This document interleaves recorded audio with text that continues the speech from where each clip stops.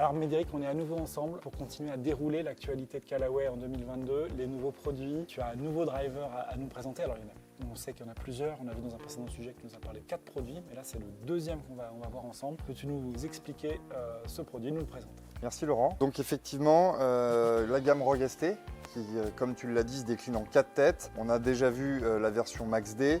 Là on va s'arrêter davantage sur la version Max, qui est la deuxième gamme. Max pour un maximum de performance. Quand je dis performance, c'est pas que performance distance, c'est effectivement d'avoir à la fois un vrai contrôle au niveau de la dispersion. Ça c'est un élément qui est indispensable. De la tolérance, quand je parle de dispersion, je parle de tolérance. C'est d'apporter de l'homogénéité dans nos coups. Effectivement, c'est bien de temps en temps d'avoir une balle qui va extrêmement loin, mais le but c'est de diminuer les écarts aussi bien au niveau latéral que au niveau de la profondeur, au niveau de la distance. Donc cette gamme Max va répondre au golfeur qui va chercher à la fois à apporter un peu plus de précision sur sa direction, moins de balles à gauche, moins de balles à droite, pas de gros effets latéraux prononcés, mais vraiment plus des démarrages qui ne sont pas toujours dans l'axe. Et associé à ça, le maximum de performance en termes de distance, quel que soit le point d'impact. Et ça, c'est vraiment l'élément phare qu'on a depuis 2017 maintenant sur notre premier driver Epic, c'est l'utilisation de l'intelligence artificielle et donc de venir tester sur chacun de nos drivers, chaque loft et chaque driver, 15 000 phases de club différentes. Donc ça, c'est de la simulation informatique et donc à chaque fois, on va optimiser 3 points qui sont extrêmement importants en balistique. La vitesse de balle à la sortie du club, l'angle de décollage et le spin. Cette notion d'angle de décollage, c'est quelque chose qu'on ne maîtrisait pas auparavant, en tout cas qu'on ne mettait pas en avant grâce à ce super ordinateur. Donc l'idée, c'est que sur tous les points d'impact qu'on va avoir sur la phase de club, potentiel, on essaie toujours de la centrer, mais ce n'est pas toujours le cas malheureusement, c'est d'optimiser ces 3 paramètres. Si on est capable d'optimiser ces 3 paramètres, vitesse, angle de décollage et spin, on va être capable d'augmenter les performances distance et de diminuer la dispersion. Donc ça, c'était pour la face. On va retrouver toujours cette technologie jailbreak qui évolue. Donc avant, on était, il y a 5 ans maintenant, on était sur 2 barres au niveau de la partie centrale. Aujourd'hui, on est sur une cage avec un double empattement sur la semelle et un double empattement sur la couronne. L'idée, c'est de venir renforcer la structure de cette tête de club pour diminuer la déformation de la tête, pour que l'énergie, le transfert d'énergie qui est créé quand la balle vient frapper la face puisse être le plus optimal possible dans la phase de club et pour qu'elle soit le plus flexible possible. Donc ça, c'est cette deuxième technologie. On va retrouver du carbone. Ça fait plus de 20 ans qu'on l'utilise maintenant sur nos drivers. La première fois en 2002 sur le C4, donc ça fait quelques années. Qui était un driver tout carbone à part un peu d'alu sous la semelle. Technologiquement, c'était réellement révolutionnaire. Il faut dire ce qu'il y a. On a encore aujourd'hui des fabricants qui ne mettent pas de carbone sur leur driver. Ça ne veut pas dire qu'un driver titane fonctionne moins bien, mais en tout cas sur ce que nous on veut mettre en avant, donc de la tolérance, une répartition de masse dans les têtes de club optimisées, il faut qu'on utilise du carbone. Et effectivement, on a 20 ans d'avancée et de développement à ce sujet. Donc on va retrouver sur la partie sous la semelle ici au niveau de la pointe, la même chose au niveau de la semelle et comme depuis quelques années maintenant, toute cette couronne qui elle va être également en carbone triaxial, donc c'est 3 fibres de carbone tissées entre elles qui nous permettent d'avoir une seule et unique couche. 6 fois plus résistante que le titane pour la déformation, c'est pas juste pour faire joli, le fait que le matériau soit plus résistant, c'est comme pour la face, quand on va avoir un transfert d'énergie dans celle-ci, on va avoir une couronne beaucoup plus résistante. Donc c'est la face qui va récupérer, emmagasiner l'énergie pour derrière la retransmettre au niveau de la balle. Également 3 fois plus légère que le titane et c'est ce qui nous permet justement d'avoir ces masses qui vont être davantage positionnées sur le bas. Plus le centre de gravité est bas, plus on va avoir un angle de décollage un peu plus élevé, plus de tolérance, plus de facilité. Et également l'impact des poids qu'on va positionner sous la tête vont être beaucoup plus importants. C'est ce qu'on va retrouver ici avec la cartouche de vitesse dotée d'aluminium sur la partie extérieure en périphérie et du tungstène à l'intérieur pour justement mettre un maximum de poids sur l'arrière de la tête de club, d'augmenter le moment d'inertie, ce fameux moment d'inertie. Est-ce que tu as la valeur du moment d'inertie? Sur cette tête-là, on est à 9000. Alors c'est une valeur de 1 kg par mètre carré. L'idée, c'est d'avoir une stabilité maximale. Plus on a de poids dans une petite surface, plus ça va être délicat de venir bouger la tête de club à l'impact quand on aura des centrages qui ne seront pas extrêmement précis. Donc j'entends le moment d'inertie, hein, donc c'est l'importance, c'est la stabilité, une note de stabilité de la tête à l'impact dans la vitesse. Plus la tête est stable, plus il y a des chances de contacter correctement la balle. Alors justement, tu nous donnes une valeur qui quelque part ne nous parle pas beaucoup, 9000 si on ne connaît pas les gradations. Par rapport aux 4 têtes de cette année, celle-là, c'est plus, c'est moins, elle se situe comment par rapport aux 4 têtes? La Max et la Max D sont les 2 têtes qui vont avoir le moment d'inertie plus élevé. Okay. On va dépasser très légèrement les 9000, ce qui en font les 2 têtes qui ont la stabilité et le moment d'inertie le plus élevé de notre histoire. Même à l'époque, le FTI, notre tête carrée, qui était le driver le plus stable, le plus précis, n'arrivait pas sur ces performances-là. Comment on arrive à faire ça justement techniquement? en termes de processus de fabrication? C'est d'avoir la capacité de venir positionner les masses aux bons endroits. Et là, il n'y a que la technologie qui nous le permet. Donc c'est au fil des années la capacité de venir jouer sur des matériaux plus ou moins légers et donc de venir apporter cette stabilité, donc du poids sur la partie arrière sans venir abîmer une chose, c'est le spin. Parce que ça, c'est aussi le deuxième sujet, c'est que plus le moment d'inertie est élevé, Tout à fait, il y a une plus contrepartie. logiquement, on doit avoir un spin élevé. Et c'est ça que l'on travaille depuis des années, c'est d'apporter à la fois de la stabilité et en même temps une notion de performance. Et donc le spin, la diminution du spin rentre dans cette performance. Alors, moi j'ai noté, je t'ai écouté, j'espère que tu as terminé la présentation du produit. Tout à fait, Bon, ça va, j'arrive au bon moment alors. juste comme il faut. Donc j'ai noté 3 choses. Sur la performance dite du produit, il y a 3 éléments qu'on dans un prochain sujet, un test d'ailleurs, on va aller les vérifier si tu es d'accord. C'est l'angle de décollage, la vitesse de balle et le spin. D'accord. Donc c'est les 3 points clés de ce driver selon toi et c'est ce qu'on devra vérifier dans un test. Alors qu'on devra vérifier, mais surtout qu'on essaye d'optimiser sur chaque point d'impact. C'est-à-dire que la manière dont on a travaillé la face aurait pu à un moment se dire voilà, sur un point d'impact peut-être un petit peu plus excentré, on aurait pu gagner peut-être un peu en vitesse, diminuer un peu le spin ou en tout cas l'optimiser, mais peut-être qu'on aurait pu mettre de côté la notion d'angle de décollage.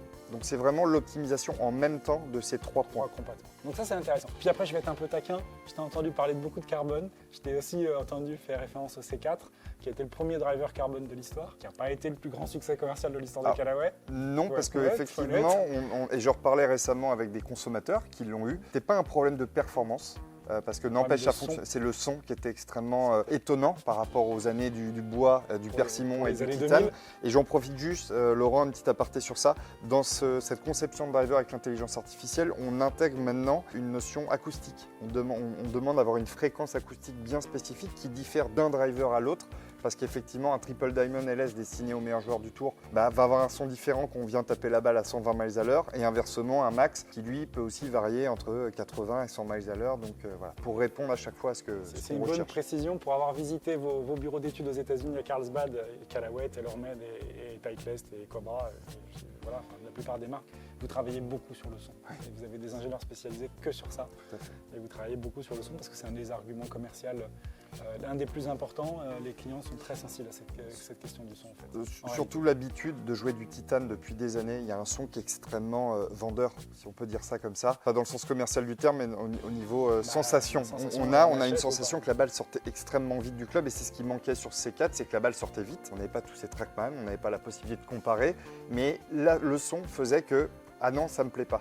Alors que le produit fonctionnait bien. C'est pour ça qu'aujourd'hui, le carbone, c'est génial pour les performances, mais parfois, ça pouvait manquer de retour d'information. Je vais finir là-dessus, mais je vais quand même aller jusqu'au bout de ma provocation. Vous avez un ami et concurrent qui propose un produit tout carbone cette année, donc j'ai senti que tu avais besoin de nous parler du fait qu'il y avait pas mal de carbone sur cette tête aussi, cette tête Max. Alors, effectivement, il y a un parti pris et effectivement, on s'en est pas caché. Il y a eu des petites choses sur les réseaux sociaux qu'on fusé récemment. On n'est pas sur les réseaux sociaux. Mais en tout cas, effectivement, et c'est très bien. Il y a du développement, il y a de la R&D, que ce soit effectivement, tu parlais de TaylorMade. La concurrence fait qu'on a envie aussi de faire mieux et d'avancer. Mais Cobra utilise du carbone aussi depuis pas mal d'années d'ailleurs un peu avant Taylor. Voilà, c'est la volonté de faire bien, donc tant mieux s'il y a une bonne concurrence et qu'effectivement, quelques années après, il y a peut-être des choses qu'on avait bien vues il y a 20 ans et qui aujourd'hui sont utilisées ailleurs. Bien placé. Allez, je vous propose d'arrêter là pour ce sujet et on va basculer sur un deuxième sujet où on va démonter ce club, on va le tester et puis on va voir ce que ça donne. Merci de nous avoir accordé votre temps, de nous avoir écoutés. Merci Médéric. Merci Laurent. Alors, deuxième sujet, toujours à propos du driver Callaway Rogue ST Max que Médéric nous a apporté, je l'ai dans les mains. On va, avant de faire le test, déjà regarder qu'est-ce qu'on a réellement dans les mains, parce que ça n'a pas beaucoup de sens de tester des produits sans savoir le poids du club, le swing weight, sa longueur, le poids de la tête. Et donc c'est ce qu'on va regarder avec Médéric. Alors Médéric, on est au deuxième driver qu'on teste dans notre journée complète consacrée à Callaway. Donc on sait déjà que le shaft fait 45-75. Logiquement, normalement, ça n'a pas bougé. On va aller se le reconfirmer. Donc c'est 45-75. Donc ce qui va nous permettre d'aller tout de suite sur la question du swing weight. Est-ce que tu as un pronostic sur le swing weight de ton club? J'espère qu'il ne sera pas trop élevé déjà. Pourquoi? Bonne... Non, c'est de trouver un bon équilibre. J'espère normalement on devrait être sur quelque chose d'identique au max, peut-être un tout petit peu plus élevé parce que la tête du max doit être plus lourde que le max D, logiquement. Donc on devrait peut-être dépasser les, peut-être les 6. C'est D7. Alors je pense que le swing weight est très élevé, donc ça veut dire D7, c'est que la perception est du poids en tête, mais en fait c'est parce qu'on a un manche qui est long et peut-être aussi un grip qui est très léger. Tu connais le poids du grip? 51. Ok, c'est quoi le poids d'un grip standard sur le marché? Sur les fers, on va être sur 51-53, on est toujours un peu plus léger sur le driver. On a tendance là, 49-51 la plupart du temps. Donc là on est sur du D7. Donc ça veut dire une perception que le poids est en tête. Qu'est-ce qu'il nous reste à faire? Il faut que je pèse le club, le poids total. Est-ce que tu as une idée du poids total du club? Tout à l'heure, on avait testé le précédent en 320 grammes. On doit être à peu près dans les mêmes, données. Ah ouais, c'est 320. Ce qui n'est pas illogique en fait, c'est juste que la partie à l'arrière, la cartouche de vitesse va être plus lourde que le Max D. Et donc la légèreté qu'on a récupérée sur le Max D, on l'a positionnée sur le talon, ce qui n'est pas le cas ici. Donc il y a un poids de tête qui sensiblement devrait être à peu près identique. Donc il nous reste, alors ok, donc le dernier point à vérifier c'est le poids de la tête, mais a priori vu que le shaft et le poids du grip, le poids du shaft n'a pas changé, on devrait trouver le même poids de tête. Logiquement. Juste tu nous expliques que la répartition de ce poids est différente. Tout à fait, c'est ce qui permet donc sur cette tête-ci d'être vraiment plus sur un contrôle au niveau de la trajectoire, vraiment une balle un peu plus neutre, alors que sur le Max D, vu qu'on avait plus de poids sur le talon, on a une balle qui justement venait tourner davantage de droite à gauche. 192,8, on est quand même à 0,4 grammes presque.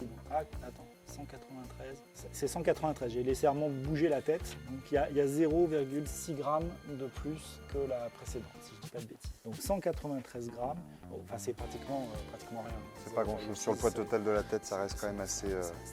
Donc j'ai dû peut-être me tromper dans la mesure du poids total, on était à 320 ou 321 grammes sur le poids total.